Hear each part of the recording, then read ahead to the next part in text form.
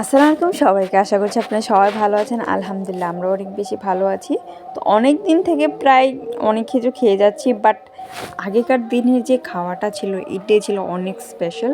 তো আগের দিনে আমরা যা খেতাম সবাই খেত, ঠাকুমারা। তো আজকে সেটাই নিয়ে আসলাম। আমরা আমাদের বাগান থেকে ছোট ছোট এই ডিমের শাকগুলো পেয়েছিলাম, আপনারা হয়তো বা চিনেন, অনেকে আবার নাও চিনতে পারে। তো এগুলো নিয়ে আসলাম, এগুলো ডাল দিয়ে চচ্চড়ি করলে কী যে দারুণ লাগে, আপনারা অবশ্যই ট্রাই করবেন। আর যারা ট্রাই করেছেন তারা তো অনেক দারুণ ট্রাই করেছে। তো প্রথমে কী করলাম, সবগুলা পাতাকে আমি ডাল থেকে নিয়ে নিলাম। নিয়ে এখন আরেকটা কড়াইয়ের মধ্যে আমি ডাল দিয়ে দিয়েছি, মসুরের ডাল।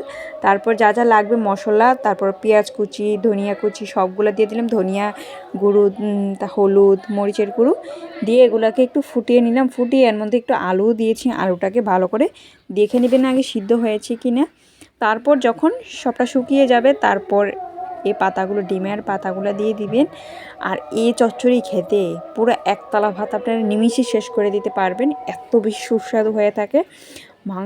মাংস থেকে অনেক বেশি দারুণ হয়ে থাকে সেটা।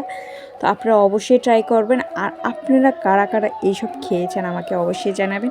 আর যারা যারা নতুন আছেন অবশ্যই আমাদের চ্যানেলটিকে সাবস্ক্রাইব করে দেবেন নতুন নতুন ভিডিও দেখার জন্য। তারপর এটাকে ভালো করে সিদ্ধ করার পর যখন মাখা মাখা হয়ে যাবে, তারপর একটা কড়াইয়ের মধ্যে আমি একটু রসুন আর একটু শুকনো লঙ্কা দিয়ে একটু এটাকে ফোড়ন দিয়ে দিলাম। ফোড়ন দিয়ে পুরো মাখা মাখা চচ্চড়ি বানিয়ে নিলাম। আর এত বেশি দুর্দান্ত একটা স্মেল আসছিল না, এত বেশি দারুণ ছিল কি। আগেকার দিনে এত ভালো ভালো রান্না হতো, মাছ মাংসের থেকেও অনেক বেশি দারুণ ছিল। তো এটাকে অনেক বেশি মিস করা হয়, সবাই মিস করে, কারা কারা মিস করে অবশ্যই কিন্তু জানাবেন। আর আজকে এই পর্যন্তই। ভালো লাগলে লাইক কমেন্ট শেয়ার করবেন। Thank you for watching.